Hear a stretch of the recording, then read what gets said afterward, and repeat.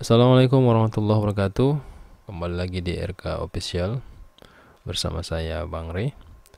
Nah, pada video kali ini saya akan coba untuk berbagi tips bagaimana cara pengisian SKP pada sistem informasi elektronik kinerja ASN khusus untuk Kementerian Agama Republik Indonesia.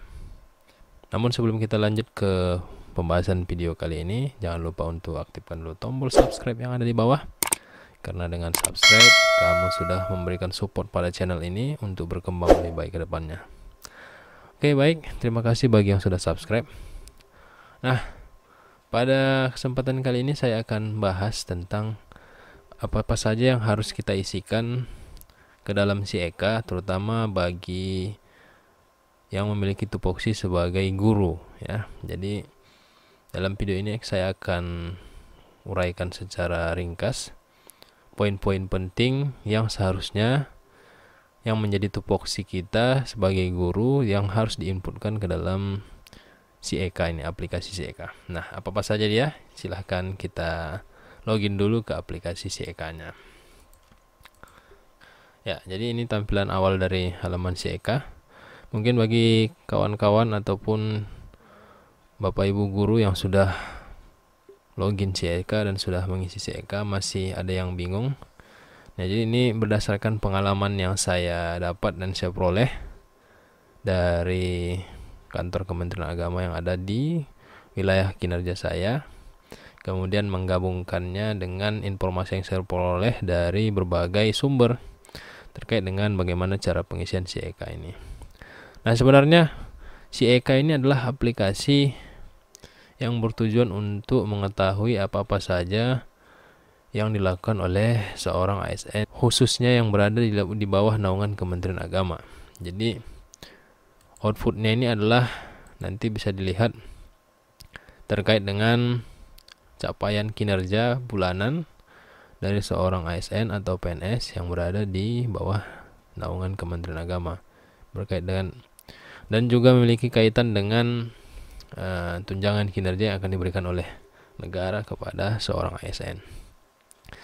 Nah, sebelum kita mengisi ini, khususnya Bapak Ibu guru, kita harus tahu dulu apa sebenarnya menjadi tupoksi kita sebagai guru, karena nanti ini berkaitan dengan komponen-komponen yang akan kita masukkan ke dalam si EK itu nantinya. Karena pada waktu saya mengikuti pelatihan, mengikuti sosialisasi terakhir, bahwasanya yang dimasukkan ke dalam si EK ini adalah yang berkaitan dengan tupoksi guru sebenarnya. Jadi bagaimana tupoksi guru itu, Bapak Ibu bisa lihat di Undang-Undang Nomor 14 Tahun 2005 tentang guru dan dosen. Jadi ini saya rangkum saja sedikit, bahwasanya tugas utama guru itu adalah sebagai pendidik profesional, memiliki tugas yang pertama adalah mendidik, kemudian mengajar, membimbing, mengarahkan, melatih, menilai, dan mengevaluasi peserta didik. Jadi ini adalah tugas utamanya, tugas utama dari seorang guru profesionalnya. Kemudian di dalam Undang-Undang Nomor 14 Tahun 2005 ini tidak dijelaskan secara rinci apa-apa saja yang menjadi beban kerja seorang guru dalam pelaksanaan tugasnya sebagai aparatur sipil negara atau ASN. Nah, untuk beban kerja guru itu bisa kita lihat di dalam Permendikbud Nomor 15 Tahun 2018. Nah, di situ nanti Bapak Ibu bisa baca sendiri. Nah, katanya di situ guru itu memiliki tugas pokok yang beban kerjanya itu setara dengan maksimal 40 jam pelajaran atau tatap muka dalam satu minggu. Jadi 40 JTM dalam satu minggu. Ya. Nah, apa saja kegiatan pokok guru itu? Apa saja yang menjadi tugas pokoknya? Yang pertama adalah merencanakan pembelajaran. Kemudian yang kedua melaksanakan pembelajaran minimal 24 jam pelajaran atau maksimal 40 jam pelajaran. Kemudian melakukan penilaian hasil pembelajaran. Kemudian membimbing dan melatih peserta didik. Dan yang kelima adalah melaksanakan tugas tambahan yang melekat pada pelaksanaan kegiatan pokok sesuai dengan beban kerja guru. Nah, tugas tambahan ini dibagi lagi, ada yang menjadi wakil kepala sekolah, itu setara dengan 12 jam. kemudian ada yang menjadi ketua program keahlian setara dengan 12 jam, ada yang menjadi kepala perpustakaan juga 12 jam, kepala laboratorium bengkel produksi setara dengan 12 jam, kemudian pembimbingan khusus, yaitu apabila di sekolah Bapak Ibu ada pendidikan eksklusif, inklusif ataupun pendidikan terpadu yang diselenggarakan oleh sekolah secara khusus, itu disetarakan dengan 6 jam pelajaran. Dan tugas tambahan yang dimaksud dengan yang melekat dengan fungsi pokoknya tadi adalah tugas tambahan lainnya yang kalau disetarakan dengan jam pelajaran itu maksimal kumulatifnya adalah 6 jam pelajaran. Nah, tugas tambahan lainnya ini meliputi wali kelas, pembina OSIS, koordinator pengembangan kependidikan berkelanjutan, penilaian kinerja guru, koordinator bursa kerja khusus, guru piket, ketua lembaga sertifikasi profesi, penilai kerja guru, pengurus organisasi keprofesian, dan yang terakhir adalah tutor pendidikan jarak jauh. Nah, inilah yang menjadi tugas pokok fungsi guru yang harus kita uraikan di dalam SIEK nantinya dan yang harus kita kerjakan dalam 1 tahun setiap tahunnya. Nah, berdasarkan peraturan-peraturan ini, maka saya coba untuk menyimpulkan apa-apa saja sebenarnya yang menjadi tugas pokok fungsi guru itu ke dalam sebuah uraian singkat yang nantinya ini juga hampir sama isinya dengan SKP yang kita lihat atau yang kita dapatkan secara manual dari satuan pendidikan masing-masing. Nah, uraian dari tugas pokok fungsinya itu ini kita jabarkan. Yang pertama, merencanakan tetap, melaksanakan proses, melaksanakan evaluasi, melaksanakan tugas tambahan lainnya ya sesuai dengan fungsi madrasah.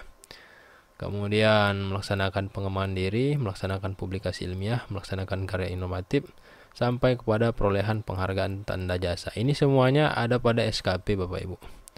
Ya, sasaran kinerja pegawai.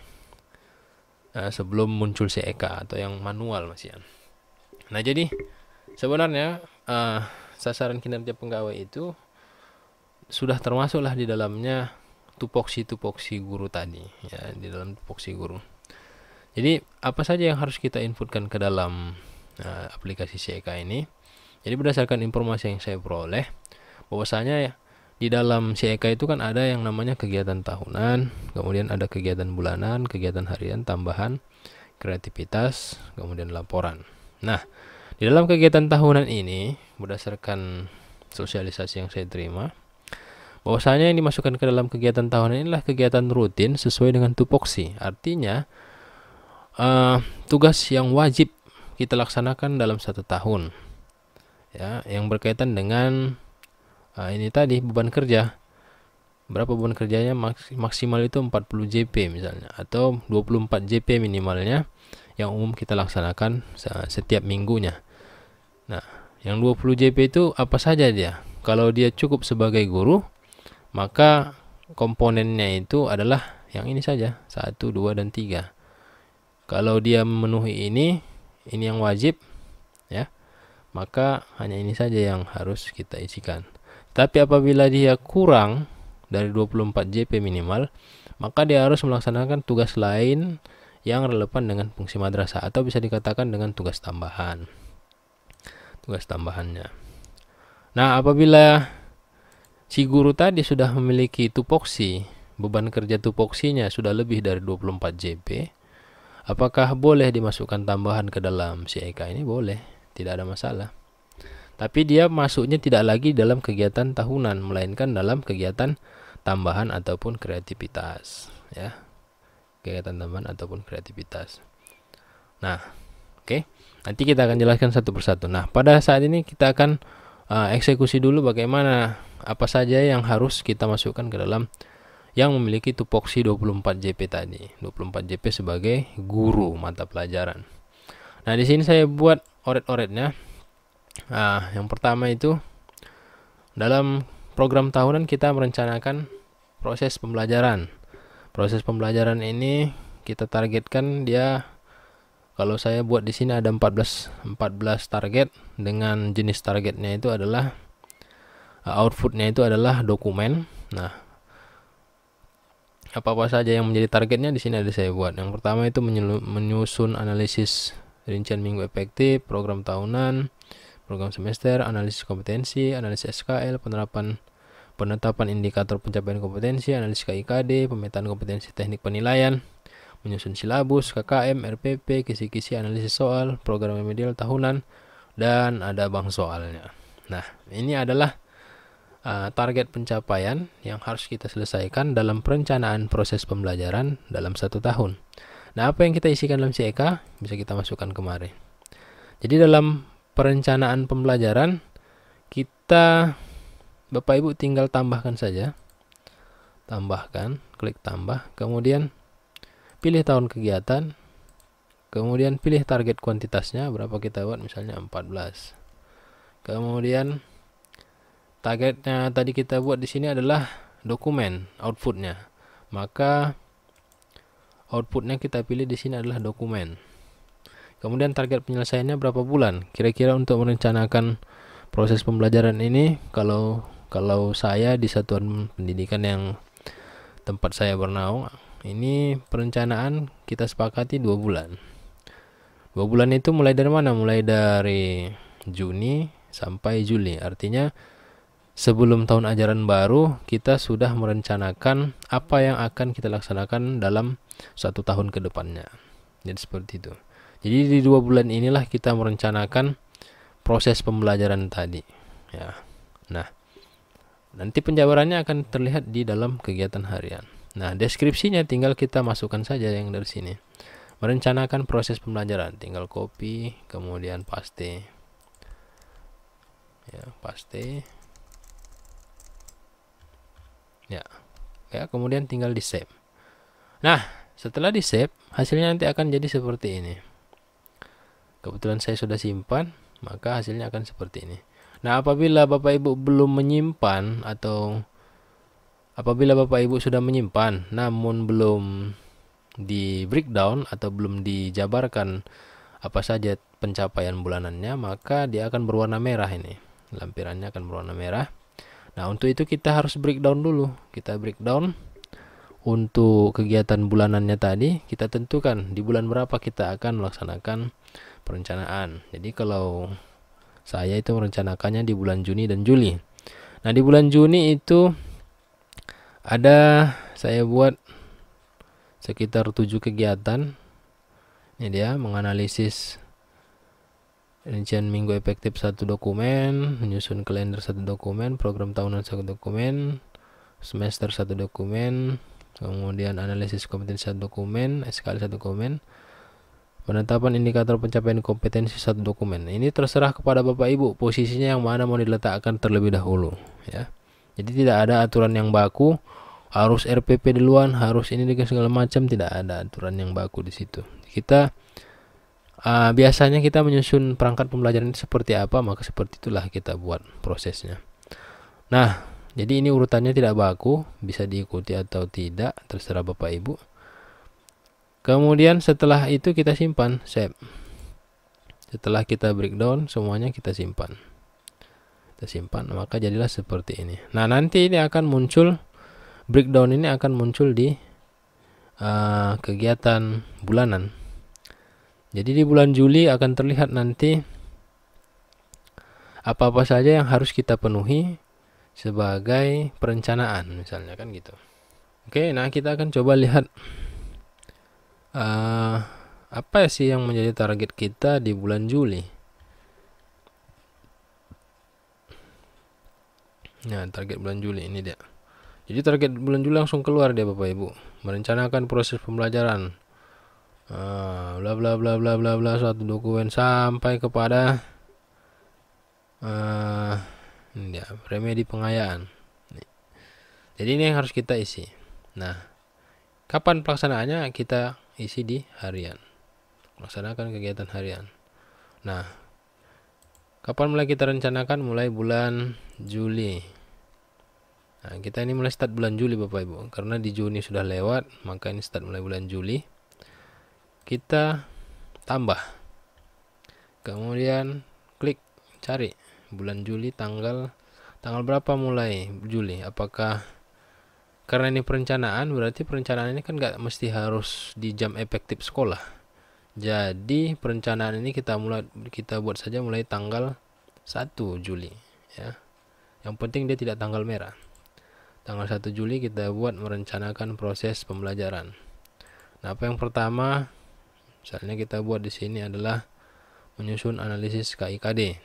Nah, apa kira-kira yang mau kita ketikkan di sini? Deskripsinya adalah kira-kira menyusun analisis KIKD itu siap nggak 1 hari kan gitu. Kalau memang kita bisa menyelesaikannya 1 hari, maka langsung buat aja menyusun analisis KI dan KD mata pelajaran sejarah Indonesia kelas 10, 11 dan 12 ya. Targetnya 1 dokumen, submit, selesai. Nah, kita cek bulan Juli apakah sudah masuk ya. 1 Juli sudah masuk, ini 1 dokumen. Nah, jadi penjabarannya itu di harian ini. Jadi Bapak Ibu ada buat berapa hari terserah. Nah, kemudian kita lanjut lagi merencanakan proses pembelajaran. Oh, tidak, cancel, salah. Ya, kita lanjut dulu. Bulan Juli tanggal 2. Rencanakan menyusun pemetaan teknik penilaian.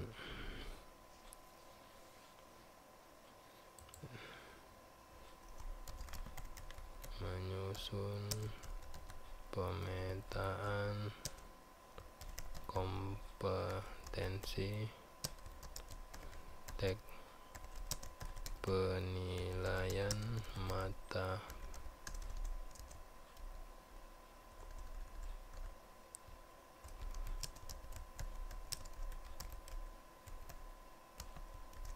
sejarah Indonesia kelas 11 dan 12. Siap, 1 dokumen, submit. Oke. Nah, jadi seperti itu seterusnya. Ya, kita masukkan di perencanaan terus. Nah, misalnya ada dalam perencanaan ini kegiatan kita lanjut lagi. Kita ganti harinya dulu.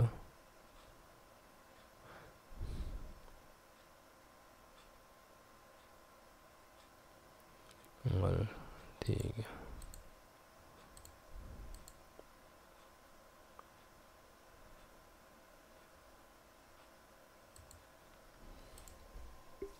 KKM. Menyusun KKM pembelajaran sejarah kelas sejarah Indonesia kelas 11 dan 12. 1 dokumen, submit. Ya. Misalnya ada kegiatan perencanaan ini yang bisa kita kerjakan 2 kegiatan dalam 1 hari. Jadi bagaimana caranya? Tetap kita buat aja di hari yang sama. Misalnya di tanggal 3 Juli ini Bapak Ibu sesudah menyusun KKM ingin menyusun jadwal mata pelajaran ataupun misalnya ingin menyusun kalender pendidikan. Silahkan aja tambahkan langsung di tanggal yang sama dan itu tidak akan mempengaruhi tanggalnya. Dia akan muncul tersusun nantinya. Kita ambil contoh misalnya seperti ini. rencanakannya kita buat di sini, misalnya menyusun jadwal. Nah, jadwal pembelajaran ini adalah jadwal pembelajaran untuk mata pelajaran kita, bukan untuk kurikulum. Menyusun jadwal atau roster. Nah, pelajaran, roster mata pelajaran sejarah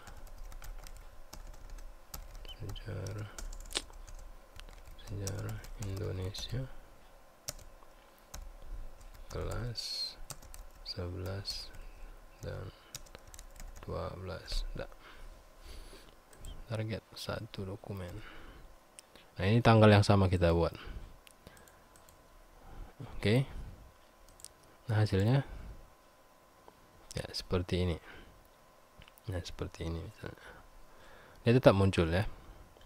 Nah, kita lihat di bulanannya apakah sudah ada progresnya. Untuk bulan Juli. Nah, bulan Juli sudah mulai terisi. Ya, ini di perencanaan. Nah, itu tadi kalau ada yang sama dalam satu hari, berbeda dia tugasnya tapi pengerjaannya bisa kita kerjakan dalam satu hari. Nah, selanjutnya ada tugas yang kita satu tugas tapi tidak bisa selesaikan dalam waktu hari yang sama. Maka kegiatan itu masuk dalam kegiatan bertahap kita buat. Misalnya dalam penyusunan RPP, ya Bapak Ibu, RPP mungkin tidak bisa kita tuntaskan dalam waktu satu hari. Maka kita buatlah dia dalam kegiatan bertahap. Misalnya ini silabus. Ini kita buat silabusnya dulu. Menyusun silabus mata pelajaran sejarah Indonesia kelas 11 dan 12. Satu dokumen, submit. Oke. Nah, kita lanjut lagi ke Juli untuk menyusun RPP. Tanggal, misalnya kita buat di tanggal 5 juga. Menyusun RPP. Nah, RPP ini kan jumlahnya cukup banyak Bapak Ibu. Jadi kita harus menyusunnya secara bertahap karena saya yakin tidak akan selesai dalam waktu satu hari. Maka kita buat dulu. Misalnya kita ingin hari pertama ini menyusun RPP kelas 11 misalnya. Maka kita masukkan ralat. Kita buat dulu kegiatan bertahap. Maka kita buat deskripsinya menyusun RPP pembelajaran sejarah, misalnya sejarah Indonesia kelas 11. Ya, seperti ini. Nah, di sini dia in progress, artinya dalam proses pengerjaan. Kemudian kuantitasnya di sini 0, artinya belum ada dokumen yang bisa kita selesaikan. Jadi nanti include dari semua RPP ini, karena di RPP ini satu dokumen kita buat di tahunannya, maka apabila ini semua sudah selesai harinya, barulah nanti dia muncul satu dokumen. Nah, contohnya seperti ini. Jadi kita lihat di Juli tanggal 5 kita mulai sudah mengerjakan RPP, tapi belum selesai. Maka statusnya adalah input progress atau in progress. Nah, proses pengerjaannya masih bertahap. Nah, kita lanjutkan lagi ke hari berikutnya. Tanggal 6.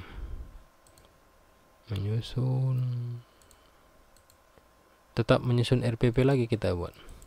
Hanya saja tadi bertahapnya itu kelas 11, maka ini selanjutnya menyusun RPP pembelajaran sejarah, ya, masih tetap kelas 11. Tadi sejarah, ini sejarah Indonesia. Tadi sejarah Indonesia, ini sejarah minat atau peminatan. Peminatan kelas 11. Ya, 0, tetap 0 dokumen, 1 progres.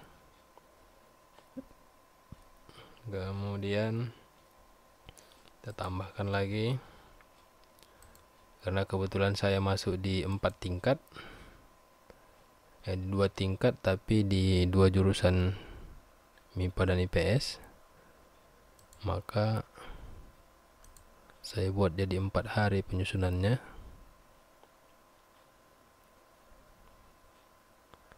Tanggal 7.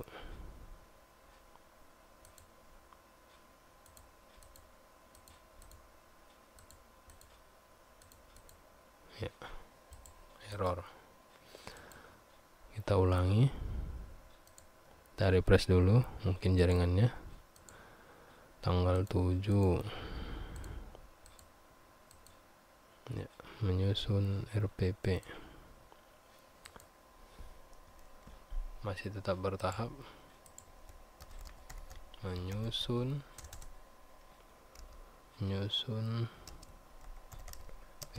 pembelajaran sejarah Indonesia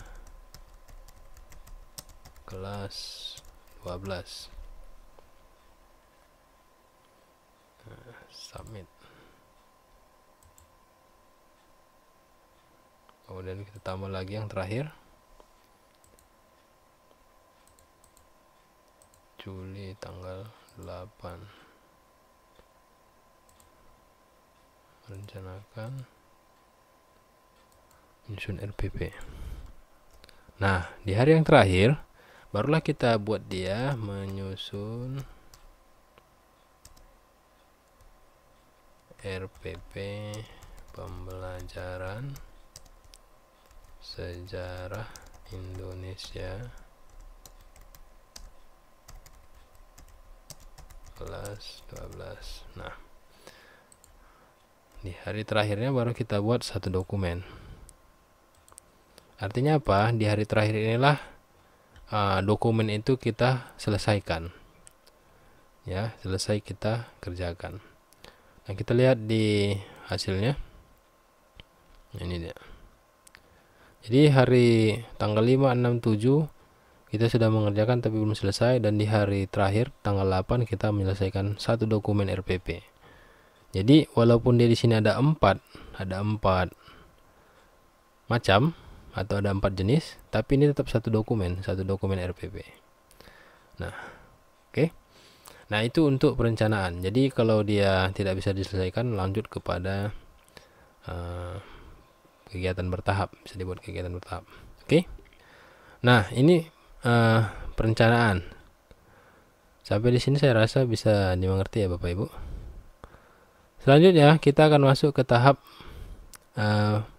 pengisian pelaksanaan pembelajaran. Oke. Nah, jadi untuk pelaksanaan pembelajaran akan kita bahas pada video berikutnya. Jadi untuk tahap ini silakan Bapak Ibu kerjakan dulu bagian tahapan perencanaannya. Oke, terima kasih sudah menonton video ini sampai selesai. Dan tetap merdeka. Assalamualaikum warahmatullahi wabarakatuh. Sampai jumpa pada video selanjutnya.